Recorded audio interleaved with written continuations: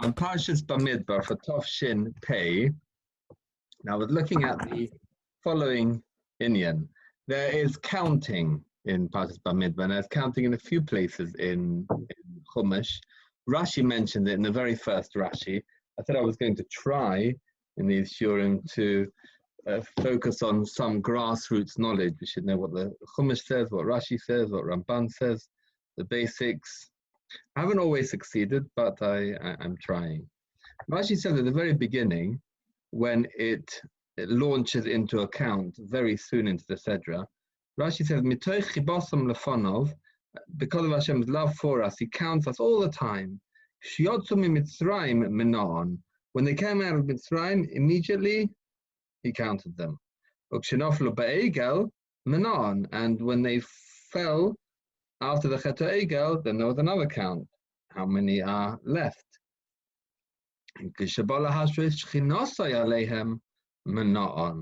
And when He wants to put His Shechina upon them, then He counts them as well. So there's lots of countings in lots of different circumstances.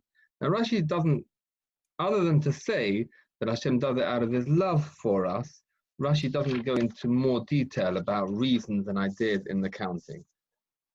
Now, there's a Ramban who speaks at length. He says at first, I didn't know what the reason for the counting was, and he gives it some thought. It was pointed out to me by my nephew. It's a beautiful Maramokum. And it's a long paragraph about it. It's one of these paragraphs where you have to stop and think and see when he's mentioning one point and then moving to the next and moving to the next. Take stock afterwards, see how many points there are altogether. Something which would have worked very nicely in our old Chabura, Simon. Maybe one day we'll revive it, who knows. And you need longer for it, of course. You need about double the time. But the Ramban, when one learns through it carefully, one finds perhaps 5 different insights that the Ramban says into counting. And let me try and read it to you a little bit. He says, Yedias hamispa lo yodati lo matziva sheyedu oisoi. Oh, so 2 people wanting to come in. I'm sorry about keeping you waiting.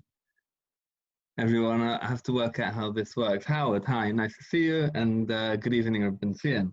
Well, good evening, good evening.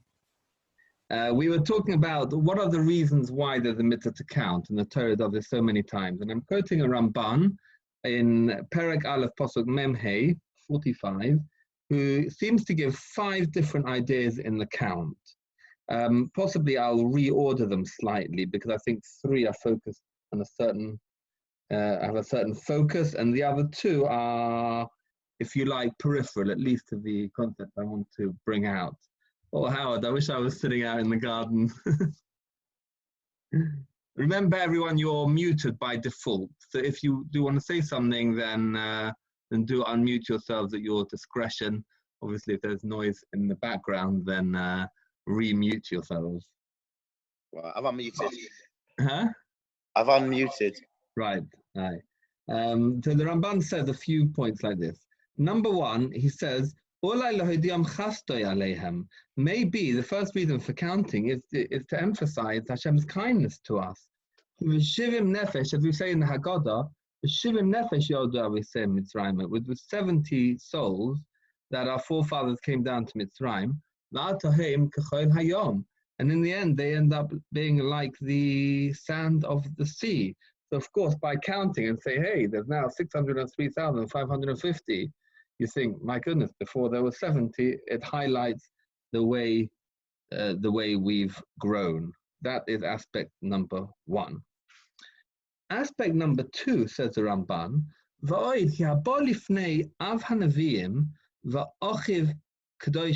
now this seems to be a bit deeper, a bit more subtle. And as I think about it, because it's deeper and more subtle, I'm going to jump to the last one. On the side of my Ramban, I've written here, I've numbered them, number 1, 2, 2a, 2b, and 3. Maybe you'll see why as we go on, but I want to jump to the one right at the end. Right at the end, he says, another reason is, you need to know the number of people who can be armed to join an army. V'chein mispar kol shevet v'shevet, and the number of each shevet, because each shevet might have a different job to do in the context of the battle strategy. Because the Torah won't rely on a miracle. So the Ramban is interpreting very directly the fact that the Torah says that we need to count kol yotzei tzava, everyone who goes out in the army.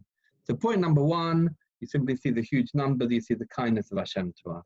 And point number two is, like I'm saying, this is out of order, this is the very end, but the way I'm quoting it, point number two is that these are people who are going to go out to the army. And as I say, it's very directly an explanation of the words, kol yotzei tzava. Tzava is the word for an army in Hebrew. That's that's what I'm quoting as number two. Number three is what I said was a more subtle thing. The Ramban said, Haba lifnei av hanavim v'achiv kadosh Hashem, one who comes and stands before the master, father, literally, of all prophets, and his brother, the Holy One of Hashem. Obviously, this is a reference to Moshe and Aaron. V'hu noid aleim b'shmoin, he's known to them by name. Now, let me pause a minute. Obviously, here, the Ramban is still talking about the topic of counting, but he's not just talking about counting per se.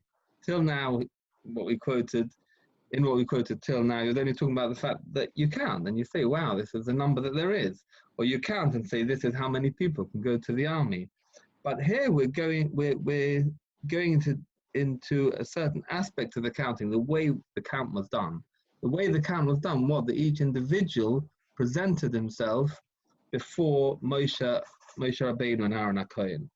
And the Ramban says that the way the census was done, the fact that they had this audience with Moshe and Aaron in the context of this count, had major significance. He's going to say 3 points about this. And the point that he says is that a person who goes in front of Moshe and Aaron, he's known to them by name, he says that will be a schus v'chayim for him. That will be a merit for him, and that will give him life. Now, listen to these words. Kibob besoid ha'am, because he's coming into literally the secret of the people. Maybe soid means the secret essence, the inner essence of something, of the nation. Or v'chsav b'nei Yisrael. I'm not even sure what he means there in the written genealogies of the b'nei Yisrael as a whole. Uschus harabim b'misparam, the merit of the multitude of the community lies in their numbers. Very mysterious language here. I wonder what lies in that. The Ramban is obviously saying there's some special depth in the fact that in the counting they came before Moshe and Aaron. So those are the 3 main points I want to just home in on. Number 1, the count of the kindness to show how many are left despite the vicissitudes. So he doesn't mention that point. That was Rashi who mentions despite what we've been through. The Ramban just said we started at 70 and became a huge number. The other thing is you need people for the army. And the third thing is you come in front of Moshe and Aaron, each person. And there's some depth which emerges from that in terms of coming beside harm, which we need to understand.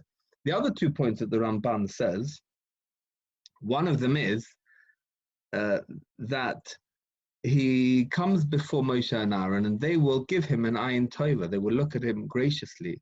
They'll daven for him. It's actually a source for the concept of going to a tzaddik. It can be a benefit to a person to visit a tzaddik if the tzaddik will put a gracious eye upon him and wish the best upon you and daven for one as one goes. That's the 4th idea that he brings, another idea in going before Moshe and Aaron. And the 5th point, he says something interesting, which maybe we'll come back to later on. He says, when they went in front of Moshe and Aaron, it was covered. There was an honor and greatness to each person. And he said each person would pass before Moshe and Aaron, be'ema over covered. He says, for example, this brings from the Medrash, that when they came in front of Moshe and Aaron, Hashem said to Moshe Rabbeinu, don't say to the person who comes in front of you, you're a head of the family, how many kids do you have? How many are there in your family? No, rather, Kulan Yehun, Oivrim Lefanecha, Be'ema, overcover. They should all go in front of you with honor and dread. Dread perhaps is slightly too strong a word, but with great awe. So I think the Ramban here, one in his own name, the Ramban here is adding two ideas, one in his own name and one in the name of the Medrash, which bring out the particular benefit of each person in the context of the count going for a short private audience with Moshe and Aaron. One is that Moshe and Aaron would put an Ein Tova upon them and would daven for them. And the second is that they would be filled with honor and covered to the leaders, to the Gdol Hador, which is obviously a healthy thing. So the simple pshat here is that this is an opportunity to engender that relationship to the leaders. And that's why the Medrash says, according to my simple reading, that's why the Medrash says that HaKadosh Baruch Hu said to Moshe and Aaron, don't start chatting to them about the members of their family. It's supposed to be an opportunity for them to get that honor.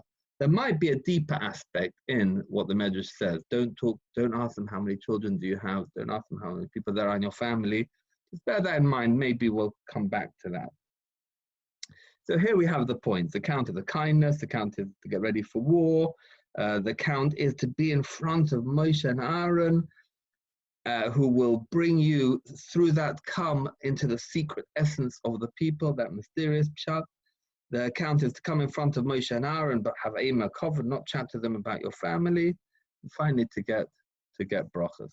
But three main points about the value of actual counting: the kindness of Hashem, the battle readiness, and to come beside Ha'am. I was thinking, what lies in these three different aspects? Could they be somehow conceptually three different aspects of the count?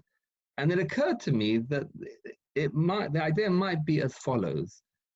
Many years ago, in a journal called Jewish Thought, I saw an essay, a very beautiful essay, stuck in my mind all the years, and it was about the judgment of Rosh Hashanah. Truth is, it wasn't original.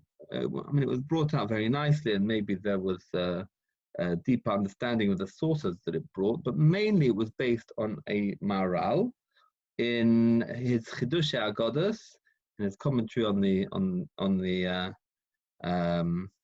Agoda of the Gemara in Rosh Hashanah. Now, there's a Mishnah in Rosh Hashanah which says that when the time of judgment comes round, we are all judged by HaKadosh Baruch Hu, and there's a mysterious phrase, Kivnei Moroim. And I don't even know if I can tell you a simple translation, because the Gemara asks, what is a translation? It gives three totally different interpretations. But the most well-known interpretation is the idea that we go in front of Hashem like sheep. And the most famous echo of that idea, the most famous way, time, place, part of davening in which we bring out that idea is in the Onasana Toikev, where we say we all go in front of Hashem like sheep go in front of the shepherd. But what the Gemara says is that there are three different interpretations. And in fact, the Gemara doesn't say there are three and then say the main one is the sheep. The Gemara says there are three and leaves it at that. So it seems that at least in a deeper understanding, I don't know why the Rav Amram, who was it? Rav Amram, somebody? Rav Amnon of Mainz, in the famous story who wrote the Onasana Toikev, whether he meant to express that the pshat about the explanation about the sheep is the main one, I don't know, but let's put that to one side. The Gemara says three explanations and gives them all equal credence.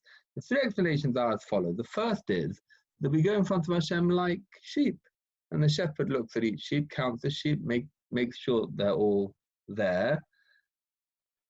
And we are at Hashem's mercy, like the sheep going in front of the shepherd. We're all counted, we're all accounted for. We all have to be there. We all have to be part of that crowd. The second explanation is Kechayolo is still based off it. Somehow, that means the soldiers of army of King David. That means that somehow our judgment is as if each of us is a soldier in the army. Second pshat. And the third pshat is, apparently there was a place called B'nai Moron, or something similar to the wording of the Mishnah, and it was a pass between the mountains.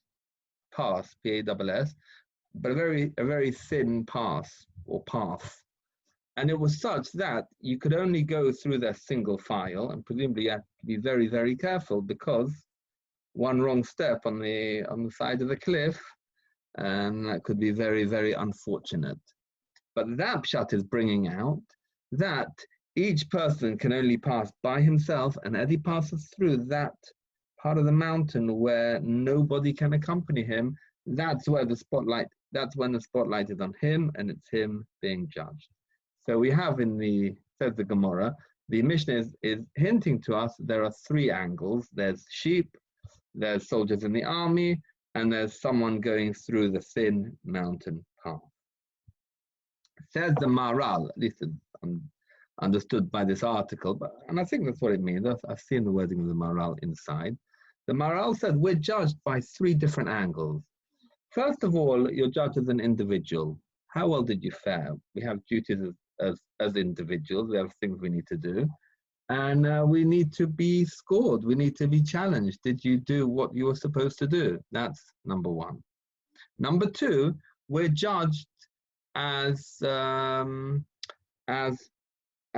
part of the community. As a community, we need to do things.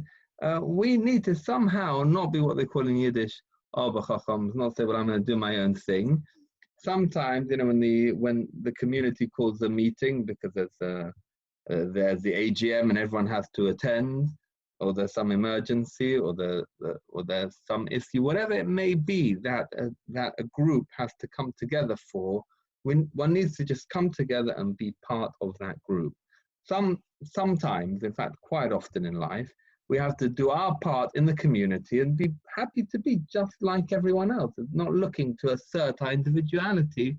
We're looking to do our duty as part of the nation, the same way as everyone else is part of the nation.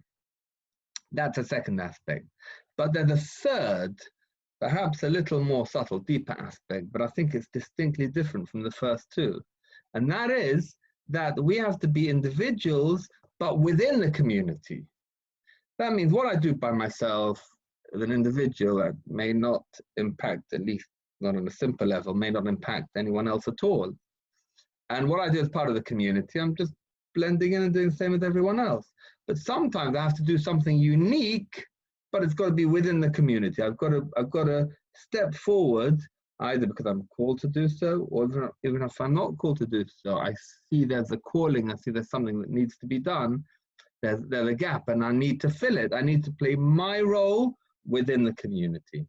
So there are three distinct things. There's a yochid, the individual, there's a tzibur, the community, and there's the individual within the community, a kind of in-between, which straddles the two categories, but it is a distinct third category.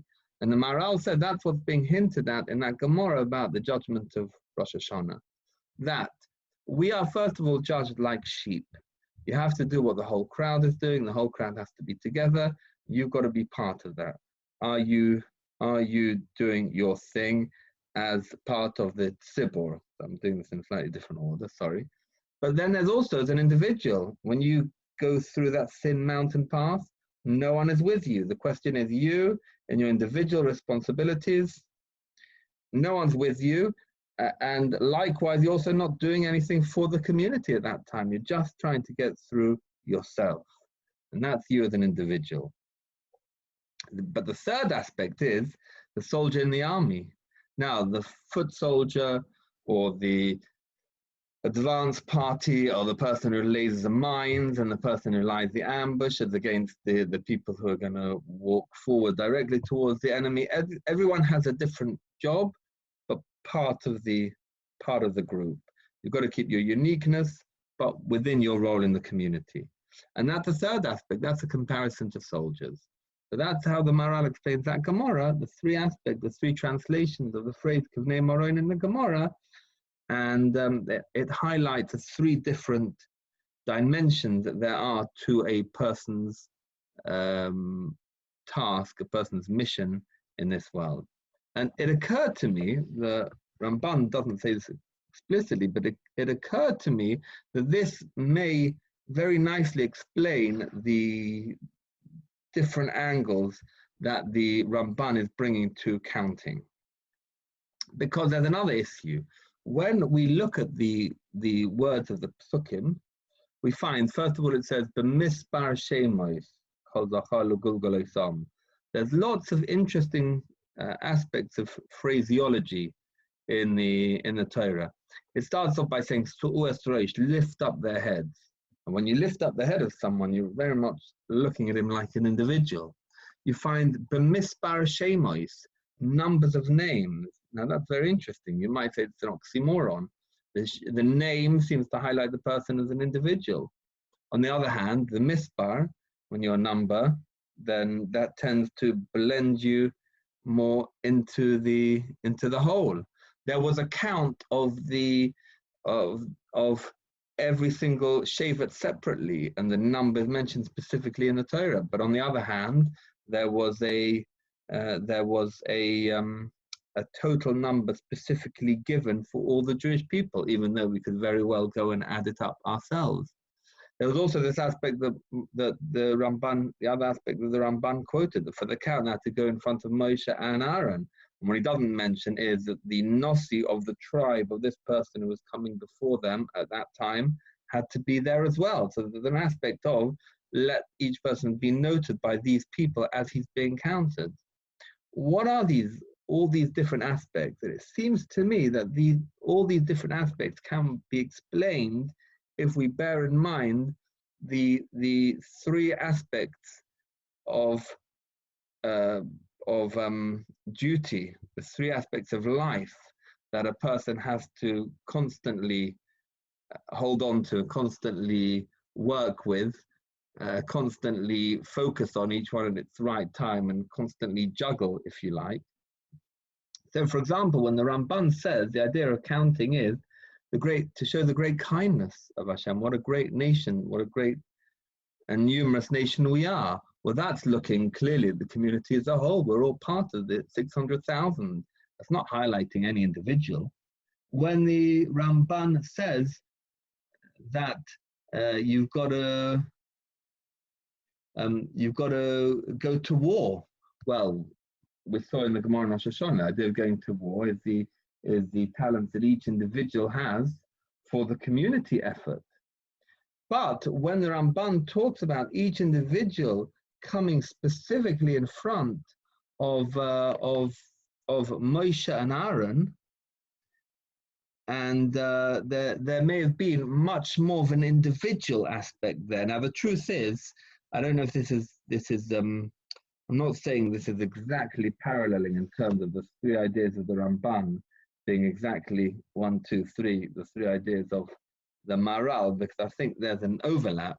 But I think you see the three things. Each individual is going in front of Moshe and Aaron. And I said before that there was a very interesting line in the Medrash, that the Medrash said that Kadosh Baruch Hu said to them, don't chat to them about how many family members you have, rather let them come in front of you, be'em of a kavod.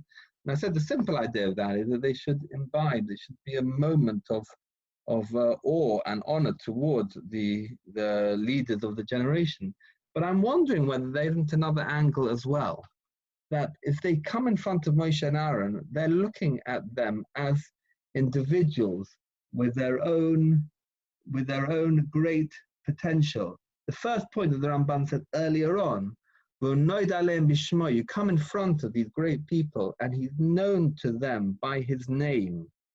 That will give him that will give him merit. And perhaps at that point he's alluding to this person's greatness as an individual. And I'm suggesting that when the Medrash says don't talk to them about their family members, it may be saying because you're concentrating on the value of this person as an individual. At that moment, at that instant when you're not or in that aspect when you're not going to talk to him about how many family members he has. But at the same time, the Ramban says, by doing that, he comes into the secret of the people. What's the secret of the nation? The secret of the nation is that each person, through his great individuality, merges with the rest of the people and makes the whole nation into something great. Somehow the interplay between the individual and the community, perhaps that's what the Ramban is alluding to in the secret of the people.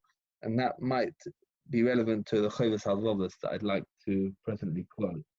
But I'm suggesting that this gives another layer of meaning to these different aspects, different reasons for counting that the Ramban differentiates.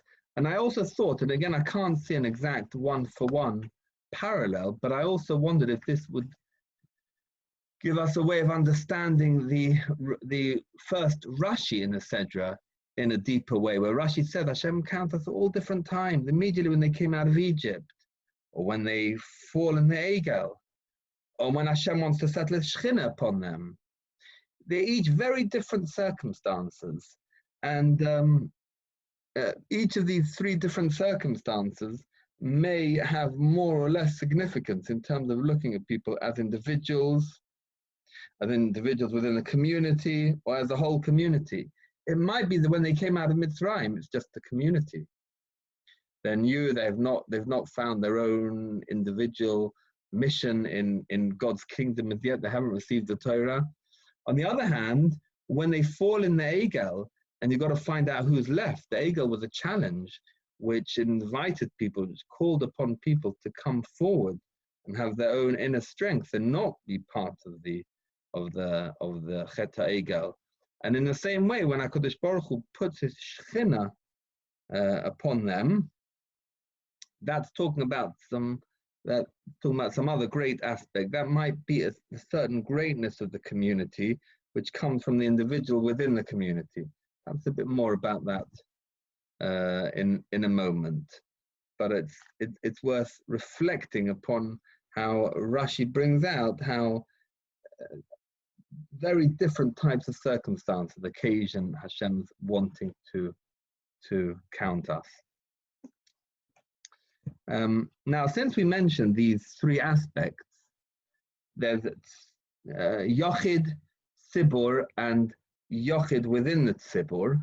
I want to just say a few words in the remaining time about each of these concepts, the concept in its own right, and try to bring a few sources from all over the place, what comes to mind. Now, the first aspect is we have duties as an individual. I'm just an individual. Now, this has obvious aspects. There are plenty of things I have to do when I'm completely by myself. When I'm alone and it's Shabbos, I have to make sure I keep Shabbos, and that's not going to immediately or directly impact anyone else. It's my own duty. But it goes deeper than that. We have to reflect upon that. It's mentioned, for example, in Siman Tzadiches, particularly in the Torah, in Arachaim, and talks about Hechos Tefillah. You may be davening in shul, you may be in a tzibur, and you may think, well, here I'm doing something communal. But wait a minute, you're doing something communal, but what about your private thoughts? Are they communal? I may be able to really act the part. I may be able to shuckle and wear an expression of my face which makes anyone who sees me think I'm davening with great fervor. But the question of what exactly am I thinking about, how well my thoughts are focused on my davening, how much humility I'm filling my mind and my heart with at that time, that will remain very, very private, however many people I'm with. So that's a second aspect. A third relevant source, the idea that we are individuals with an individual mission and that the individual has such a great significance was a lesson that was taught to us at the very beginning of creation, because Adam was created as one person. Now, of course, Hashem could have created a whole nation of people and said, well, you're all individuals, you're all different. Here's a whole nation. But Hashem chose to bring us all from one person, And the Gemara says, the Fichach Nivra Adam Yechidi, man was created alone in order to show the significance of the individual, that the individual is like an entire world. And I presume the idea is Adam was an individual and he became an entire world. So by the same token, every individual has the significance of an entire world. I think that if you go even deeper, the couple of sources that really aren't so well-known ideas. Well, one that I saw a long time ago and isn't well-known, and one that just occurred to me today, that was my private thought, definitely not well-known. They're the famous, I think it's Apostle, Mama Chazal, Kol Kvuda Bas Melech Panima. The honor of the daughter, the king, of the princess is inside. And of course, that's quoted, and correctly so, in the context of the value, particularly of an important aspect of a woman's spirituality and what a woman can achieve. It lies in privacy. Now, Rabbi Meiselman, Rav Moshe Meiselman, Rosh Hashiva of Teras Moshe in Yerushalayim, many years ago wrote a book. I don't know if you've come across it. It's a very good book, perhaps a classic on this topic, called not Hasawedge, but Jewish women in Jewish law. I think the word the backwards on the screen, and it's a very well written book about attitudes in halacha and hashkafa to women. And one thing he talks about is this aspect of privacy. And he says, as a medrash which says, Kol kavod bas melech panima. What does that refer to? That refers to the Kohen Gadol going into the Kodesh HaKadoshim on Yom Kippur. And he says, wow, well, Kohen Gadol wasn't a woman, certainly not in the times of Chazal, maybe in more egalitarian times, or maybe one day that medrash will be hijacked and it will be said that proof that the appointed a woman is a Kohen Gadol. I don't know. But he said that's not what it means. What it means is that the idea of privacy, of the honor of a person is on the inside. It may be something that, because of the nature of women and because of the spiritual mission, if you like, that Hashem had in mind for men or for women, that privacy, the private role and the public role, we all have to have a public role and a private role. And it may be that for women, the balance is more towards the private than the public, but it's just a matter of balance. And as you see in that Chazal about the Kohen Gadol Yom Kippurim, you see two things. First of all, the Chazal were prepared to look at that apostle because they're referring to him. And secondly, they're pointing out that one of the greatest moments in Jewish spirituality, something that's understood to have a power which affects the whole year, and of course it's done on an annual basis, so this is what fuels our existence altogether in a large measure, apparently, is the Kohen Gadol's spiritual communion, spiritual experience with HaKadosh Baruch Hu and the Kodesh HaKadoshim on Yom Kippur all by himself. And it had to be entirely private. And it obviously stands to reason, if it had to be entirely private, that was an essential part of it, that it be entirely private. Couldn't have been the same if it wasn't entirely private. To quote another very good example, how many people were with Avraham Avinu when he performed the Akedah? I mean, Yitzchak was there, he was the only one. He was bound up, but the struggle, he thought he was going to kill Yitzchak there and then, and he was going to be completely alone. It was something not done in front of crowds and fanfare, it was something done completely alone. And it remains, of course, one of the greatest moments of Jewish history. And another very interesting thing, the Gemara in Sanhedrin about the king. Altogether, the sugyas, the Gemaras about the king are in Sanhedrin, and it mentions the famous halacha that a king had to make two Sifrei Torah for himself. One which would remain in his Beis Gnozov, in his storehouses, and one which would come with him wherever he goes as an individual. Why is it that he needed 2 Sifrei Torah? So I once heard an explanation in the context of being tuned into the concepts we're discussing today. I think it will be obvious to you where I'm going with this. What he said was that what Ramot Miller said in a shir many years ago, that this represents the fact that the king had a public role and a private role. You might take it deep, actually, because we were talking about 3 roles.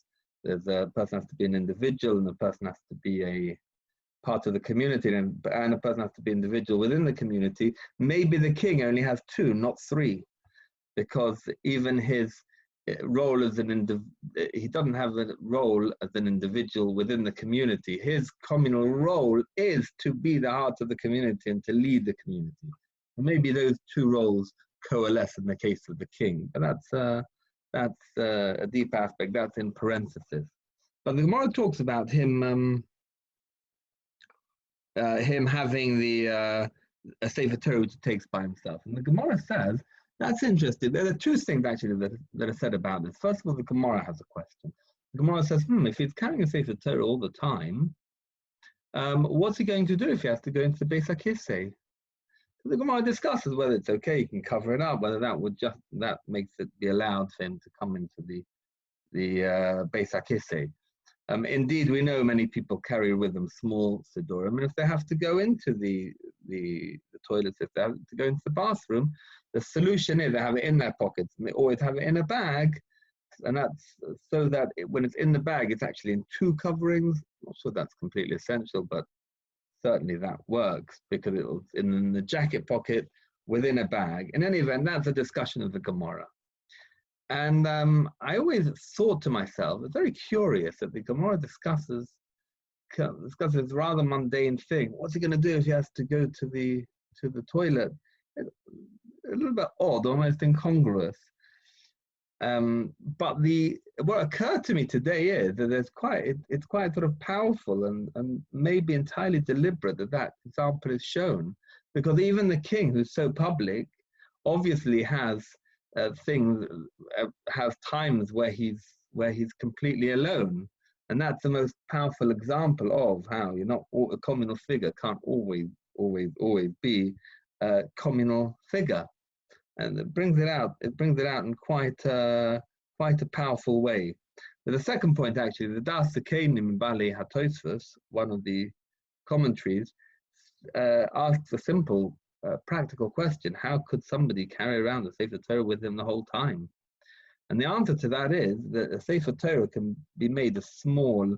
The simple answer is a Sefer Torah can be made as small as you're able to make it. There's no lower limit, provided you're able to write the words. But the Das Kenim goes further and says maybe it means he had a piece of parchment which had the Aseret HaDibros on it. And the Aseret HaDibros, as Rashi says at the end of Mishpatim, encapsulate the whole Torah, so that it didn't need to be literally the whole Sefer Torah. It could just be the Aseret HaDibros. I thought maybe there's some meaning in that as well. The Torah talks about 2 Sifrei Torahs. But of course, when you think of the practicalities, the one is much smaller than the other. So too, our role in the tzibur may be apparently, externally, may appear to be much, much larger than our role as individuals, but each one is a Sefer Torah on its own. It's just physically, it's smaller. So that's a few words about the person, as in the idea of individual in Torah thinking. The idea of tzibur in Torah thinking, I mentioned earlier that there's a Chovos HaLevavos, Rabbeinu Bachya, the famous Musaf Sefer of Rabbeinu Bachya ibn Akuda. He said it's a miracle, actually, that there is such a thing as governments, as a community with a hierarchy, somehow. And it is quite amazing, really, that in countries of millions and millions of people, everybody agrees that this government is the government in almost all countries. Chovos HaLevavos said it's a miracle of human existence that Hashem created to be able to that this should happen, this should take place in this way. I would say there are, very briefly, I don't want to overrun, but very briefly, I would say there are two aspects we have to notice about the community, the tzibur. One is that it's understood that something that's done communally and something that's done communally has a great power and a great sanctity. And that's why we have to take care to be a part of the tzibur as much as we can, appreciate the power of what they have. That you find in a Rashi. Rashi says in Chumash, I think it's on the pasuk of, it speaks about one person chasing away 1,000, a famous pasuk and a famous Rashi. It says, talks about one person chasing 1,000 and two people chasing away 10,000. I think that's a source. If you do the math, you realize the proportions are different. And the idea is that the more people you have teaming up to make a group, the more the power grows, if you like, exponentially.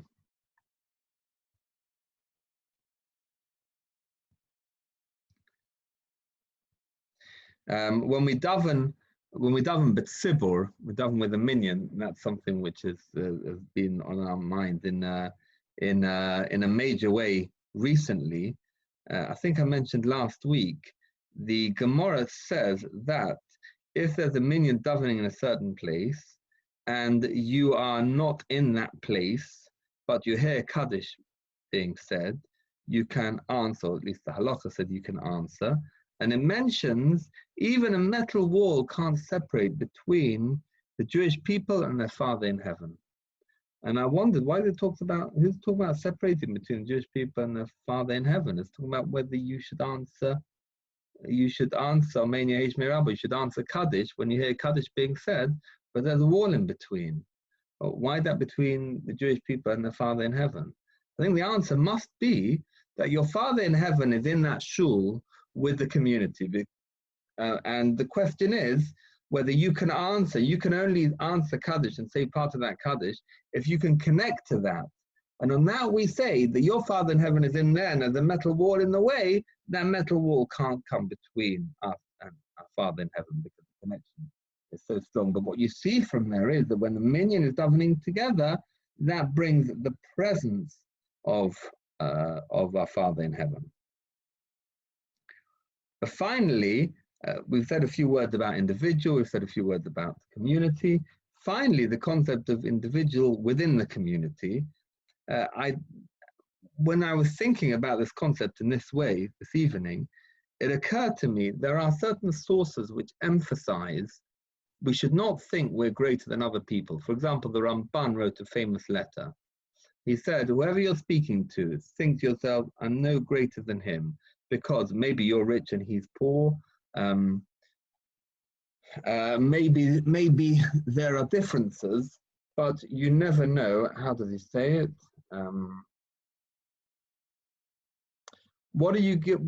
In what way might you be haughty? He says. In Ba'ishof with riches, well, remember Hashem is the one who makes people rich or poor. If with honor, well, remember all honor really belongs to Hashem, not to man. So he goes through the ways in which a person could think that he's greater than others and emphasizes don't. In fact, think of everyone else being greater than you when you're speaking to the person. He says, suppose a person's poor and you're rich. Well, think maybe I've got greater responsibility than I'm held more accountable than he is. If you're wiser than him, think, well, if I did something wrong, I'm considered more deliberate than he is. So maybe overall in the eyes of Hashem, that makes me more guilty. There are many ways in which we can adjust our thoughts and remove from ourselves any sense of being greater than others. And I thought perhaps this is particularly relevant, that concept is particularly relevant, not when I'm thinking of my duty as an individual. When I'm thinking of my duty as an individual, why am I comparing myself to others? I'm just thinking what I need to do. When I'm thinking what I need to do in the community, because now the community has to come together to do whatever it is, then also, well, who's looking at whether I'm doing the same as him. Why should I think of myself as being any greater? This idea of thinking yourself as equal to others comes to its greatest relevance in the context of we're all in the community, but I have my task within the community, which may appear to be, which I may be tempted to think is far superior to what he's doing because I'm the Baltakea, or I'm the architect to be able to build the whole building, or whatever I may be. But comes along the Ramban and says, find ways to reflect and to contemplate and think you're not greater. And indeed, when everyone had to contribute to public things, to build something publicly, we find in Parshas Truma and Parshas Kisisa, we find that everyone had to give a half shekel, and nobody was allowed to give more. You weren't allowed to say, well, I'm wealthier, therefore I can give more. You had to realize that whatever contribution you'll give, ultimately, in a certain sense, is the same half as everyone else, because no one is allowed to consider himself as being any different. As I say, that's particularly relevant in that third aspect, the Yochid, individual within the Tzibor. I think that in learning, say, Parshas Bamidbar, and finding out and reading at such length about the counts and seeing these nuances, Misbar, Shemois, the count of the tribe of Reuven, in the Degolin, they had to, in the flags, different emblems that they had to be in different places, different positions. If we consider these 3 points, the individual, the community, and the individual as a part of the community, wonderful inspirational ideas to think about, and they make the whole parsha and all its nuances very, very much more meaningful. Any comments, anyone?